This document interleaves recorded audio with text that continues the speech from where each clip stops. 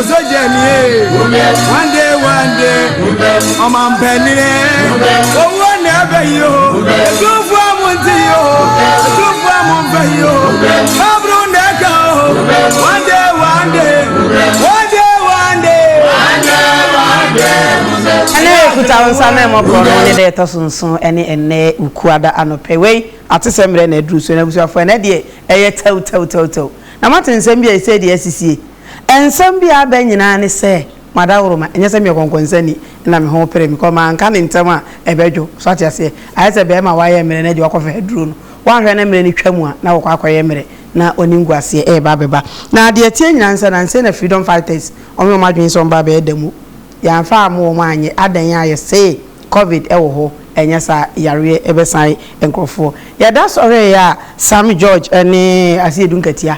ene omo ye demonstration den a wo mo chese na ekufu ado be de minim evidence na ekufu ado a police for to trafo makofo mo abegu a police ni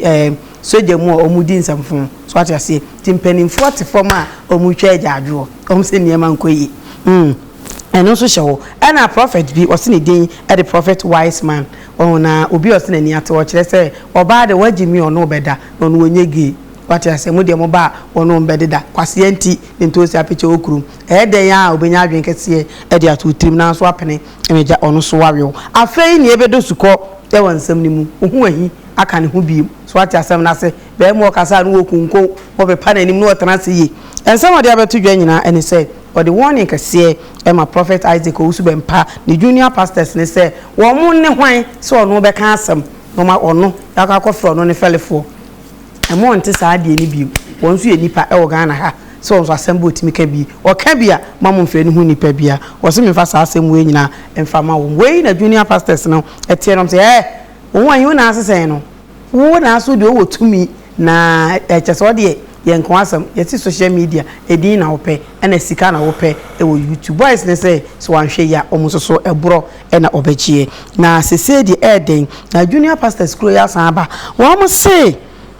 nana grada wo mo nim say 250 million ko bible be what dey man ase because na no obi 300 million bi ma na kakra bi so ati so 250 million dey enya dey se betimi akọ bible nti sima ma be no e dey betu udwa nyina no eye nsam enye no kre na na brands hwe me kra de manu me hu da me ne nana grada ekokoye adwuma tan se ma me yesofo be papa yesofo den na nka wosenka ja metimi ba form sa na me koye adwuma etiseyi na brown enso aba abeka ne die medofo nsam we ene na me die awere ho ene wo yaw ye ba be di nsam we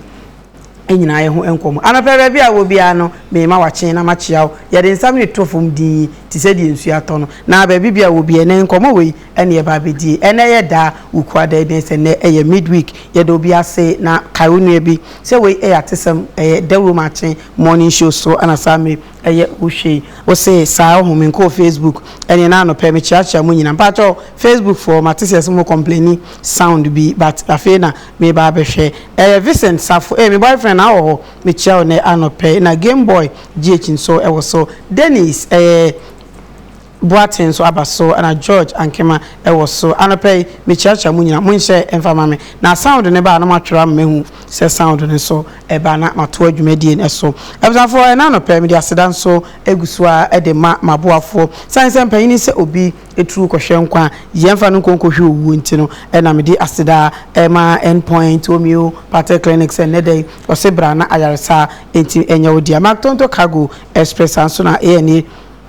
travel and say me kan chiro say World Cup ni nyame eya adomo a 2022 no ye bebo e wo kata na ene gisem kasi amatie nyina atwamu otabon meti asema me nkwa mentimi emfa nche mitimi ni say yes say mu amutimi twi bus no ye drivers a omutimi twi eye bus na ye do makokata medofo ene watede a na atadwe bomodin so beko ene travel and ho ne so yetimi aye obi bia ma wontam so emre ni du ya na ye nyina ye ko temi kai wo sempo be yira unhu atenga junction ho da Royal TV ha oba yeso yebeju efeso na ye de aseda ma Rich City Estate and Property so no so ekra yasene aseda pa na ye de eman Ecosent Innovation Training sanso na Kennedy Digital Satellite so wono de ja de niam pa no eda so ho na da woro ma edum lighter menya niam pa bi fam to sanso na Dr. Mensa Herbal Clinic na House of Fire and Anointing Ministry International Prophet Elijah Poku ene ye no ebedi enkomo sanso and Anita Hotel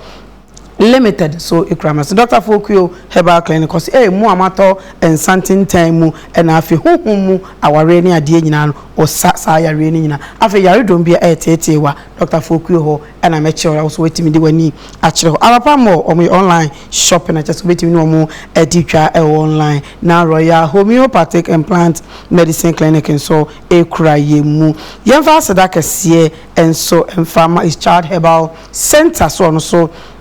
a best man capsules so Ediaba Franco Trading Enterprise on so ekra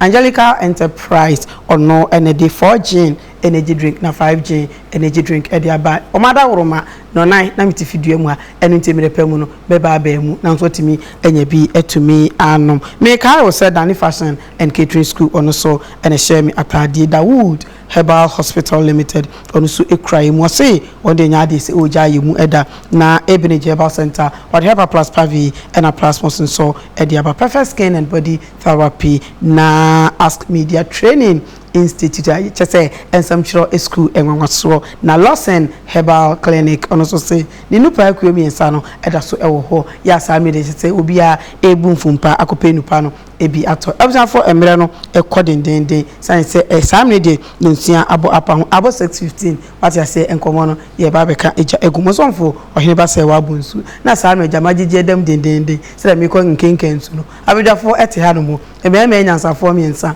omo na me omo ebedi dwume ene so nkyese enim nyansa eche obi enu nti ena mere be ma emu bibia so timide na dwenkyere eba ne ye kan anase etimi efa course ewu mu no abedafo mo ho ye de mo ho ye o na kakra fefefa munzum dia ina so se o hi wale nkum ham kansam na hini kase ni o kan asama we need right o hino fa eva I don't get demonstration. I know. Me just saw him. So you know, the kind of not in Tennessee or more demonstration. O say demonstration. What the hell mo ade beche na ahase ade beche na obi awu ade beche na say no me say wonua me hu ni cha cha say dun katia papa na papa pa oh na me were kora ho what na ho what na metepa o mo fa de me da se o de ma ho fa ba wo kan oh but nyame anim ni obi ani bruba me de owo de fa ba me nim se no so bottom te sa de ankaye wani dua bottom ya sa kuma mu wani dua wa mu wani ba mete ya ba pa wusu be mpa junior pastors no so makasa a kire mu ho o makasa de na ja se de ye nyina ya je atum sisi o man ni mu ayeden na eja freedom fighters ye o ma dwen se nko be demu no ye o ma mpene no ye don sorry ya so nim Sam George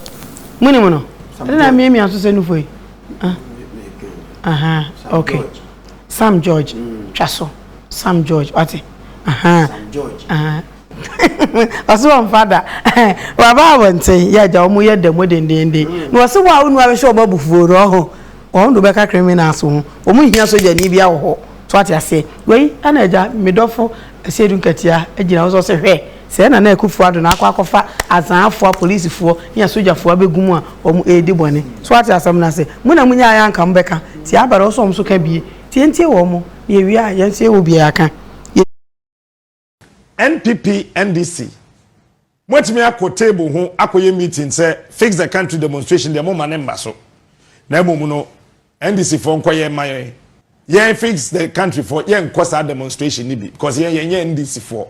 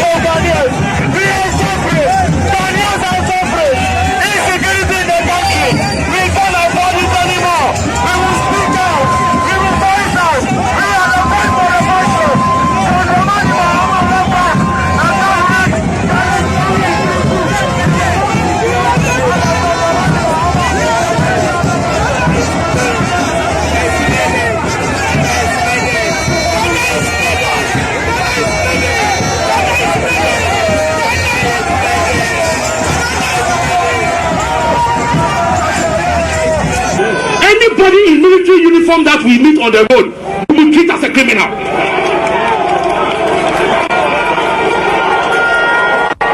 We go with you and hand you over to the police. We are working with the police. It is a peaceful demonstration, and anybody who comes here to provoke us will be dead. Come away! And you say they are about the same. And then Kufadu was in South to transform. Now the one more on the wonder, or the beer because she said, Ghana Prosimu, or the beer because she said, Ghana Sojamu. And now did you? I would be crying a cotia Prosi for Nankasa. I would be a cotia Ghana Soja for Nankasa. And so. Omutime kasa. Enu tina mamono. Ma omai mu bamba for the money. Kofa enka to citizens. Any police for them. Akofa asema to citizens. Any soldier for them. If we say the whole kodi ewuno. Ya kon presi atade asem. And the Oman to Shadensa. Okodia Unuia. I see Ghana Prosi for Nadia Wu. I go for someone to any Prosi for them. And they say, and a Ghana for any Prosi for anti Oman since independence. And they say, and a Ghana, any soldier for Tabutia since independence. And Nadia Ghana, I can't to so say. Obi betu se uswa udi brika ko police station no ene usro se presi no na afatu e ko so atwe se we agrante Ghana nia ene wuni mu se anka obi di ubone na presi antimia wo ba ko bo soja amane no ene soja no na afatu e kunkumu ye tumia ya di se president insano yana mabatu so ene adi sanensa ene abatu no kura wo jafri ensam ebreso na se obu akonta na wo ilesi mu a soja fo a so oni boy ho bai wa ko fa soja fo no se wa wo ko jira wa se abatu no be ko su yenu dem ku ton tere sa grantia abega for ready yansa so mai nyina ho good morning na mumfi media asam ho san ye bi na champo amen fam free osuo say na yewura sedu nketia oka okay me fam ko amen nketia asedu ndi enka ho isme nketia sa can say freedom fighters no o me yeso mo ba be ye demo mo ampene so acha sam na tie de na ndc fo na ye itina so wo mu ye ntiase bibi hye ho ana o mu gina brane ana and I am confused. Oh, say, who can send you Casa? Maybe so. Oh, the possession or so way. Personally, so also my dear. I then freedom fighters in the arm money. And then minimum the letter, and we shame with your home money. So I'm saying because of COVID, no. COVID in here, some year. And I was COVID in Pam. Oh, a year, not those Jewy. You. Well, I'm a chair, we are autism. Now, I'm fast them out to for young coupon. أعوذ بالله من الشيطان الرجيم بسم الله الرحمن الرحيم متى فرغاتو أو الله أكبر 0240 241 أنا demonstration دي ميكرو ميني أفينا ميكو 40 years ما هو ببري and the demonstration دي أني أدي بيا أي وان سنوما وصلي كان واسم منو نكاسا na what na so bi wo 31 kora wo ko 40 years na bo se ko ban ko bai sa na 8 mo entino enya won se omoye demonstration ye e ma ban na otese no wuse eno mo bi nkoyi a na wagina brane wo oni tuye yi but na ba ye no e be share covid and COVID into see me demonstrations and may I multiply. Na wo hwe ohini se wo hwe bo ana wo hwe mra na wa obu mra so a se obi ya untimi nka because na see ehun so wo ya yie nipa more than 3000 and I share now we say ni put 20 something year 25 years a year but where's on your year nipa e ko for that and can say John dey bi kura di kan buy we no relative ni mu ha nipa don so enti demonstration ni dey e was so omukusu ye because man ni moya dere ana e man mahamate so no many demonstration dey buy he ana ye man panyi to say see ayi o probi o demonstration pa e wono a o pa demonstration na o ye bi na Ghana ha no ni mo he ba ka demonstration ye Emma a change ade but Ghana dey say o ye exercise o ye o pe mi fira ko dware you see the panyi mu di so no mama preso akufo do am before the demonstration say oh we dey trotting no me keke o ma ni mu nya adini bia at the same thing so ye bie am motifo mu nsuo me dey omo mienu no ho wan ba omo mienu no they are friends they are brothers oh but they come to the scene say omo ta omo but omo yam ko no tia bom ntiye no timamufo na o say say adwene na ye share ekwenvo so e to aba no because we see it cannot change anything omo ye demonstration e man ye nchi 80 years still now some panini so one sister adwene you can't change the minds of the okay it mean the demonstration here me no new thing to me never me say omo ye peaceful na omo je bi an hwia wuo because omo je hwia guo an hwia wuo ye tie abcd no amu ene ye me de ohun pa pia o me da se aja oyene ba boko aja oba dia ma de pa bi achen ye na aseda no ntontom ene ye de be ma no ya na nkrofo bi tunu mi hu ni ami nkampo ye de ya ni hu de ye ka tumfo nyankopon ye da na se so ahwe so ma de pa bi achen pa oyene ba na pa se no obi ye bibia mo se yemfa evidence mra asoma yewura esidun kati ye kan se nanado police for ni soldier for criminals on do ma begum who se evidence bi wo ahene ba de wo mi nyane se asemi ni adanse ya ni etwa bi ne de adanse na ho do meba ho ohene be ma menchia ndc for menchia ndc for mo ye demonstration na menchia Ghana police for nso nyina Ghana mpanifo nyina mentemra ya hemfo so na aye otumfo te kokoso opimso pia ono ne hemfo atwa no hye nyina no mo ye kumasi na kwantana pia dantana nyina mo nchana na tamia ma na tamia ene na akwasi osompra de oni ba afasem oyede ba de di kan o pese mi busa se Ghana mbra no ye wodi edinu ne ye wodi eni na ade ba kwa mi pese mi busa Ghana mpanifo ende wa ati kroma wo hu o da bi on se ye wo mra bi wo ho ana wonna ma hu se ka bi duwa ye nyina no obi okọ mu hu na no ma o se on se timamfo ye hye mra de botimamfo ho ban na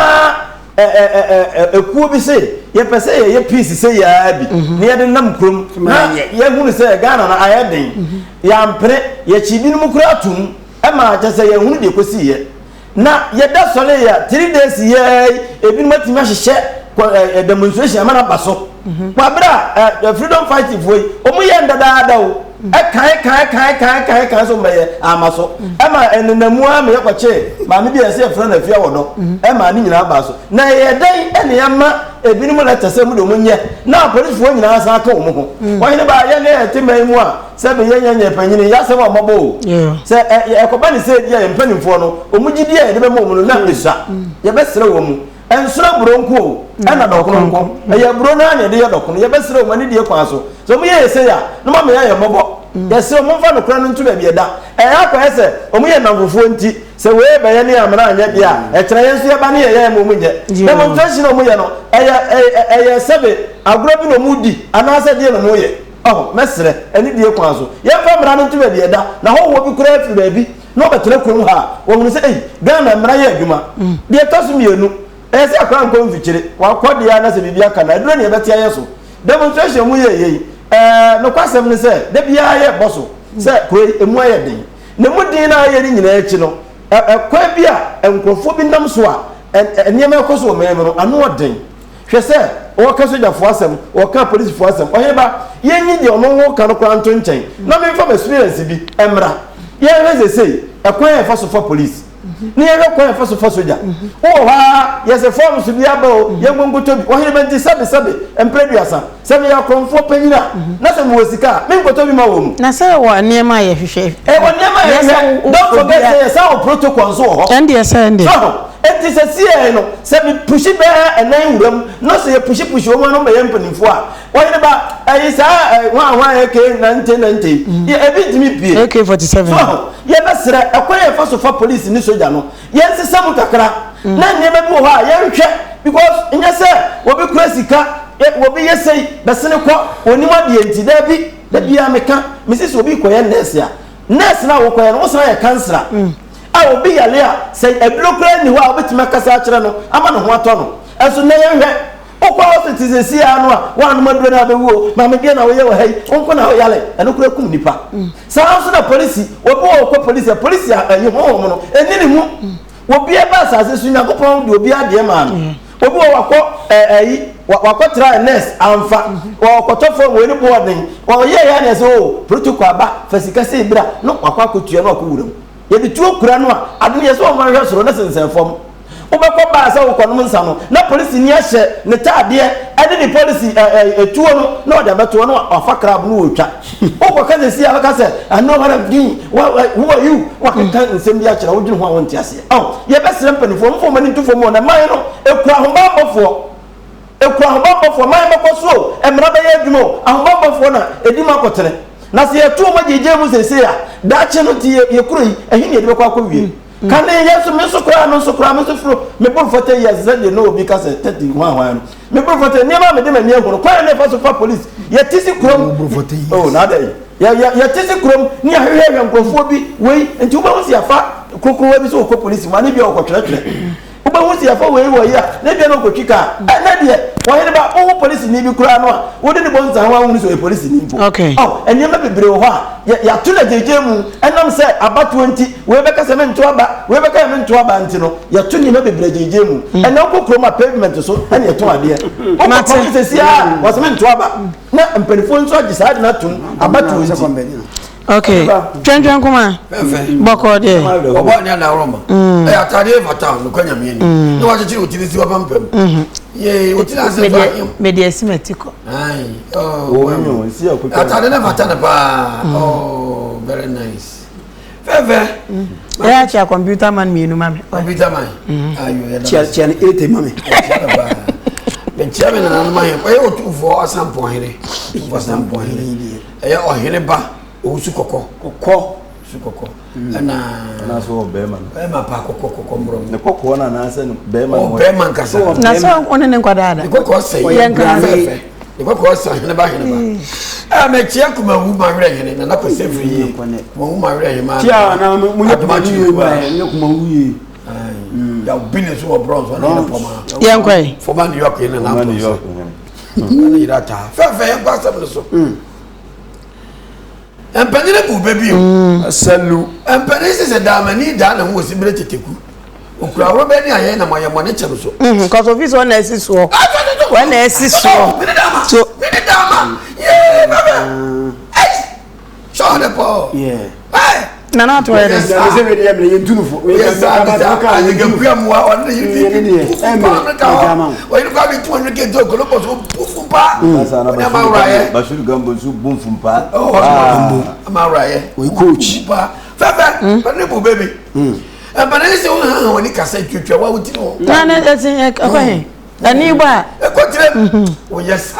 ye banda le jam no bata sweta pufumpa che obeni mo mere pufumpa efi o mo ai fefe o mo ntintin ane say mamen ko MPP ni NDC force oh say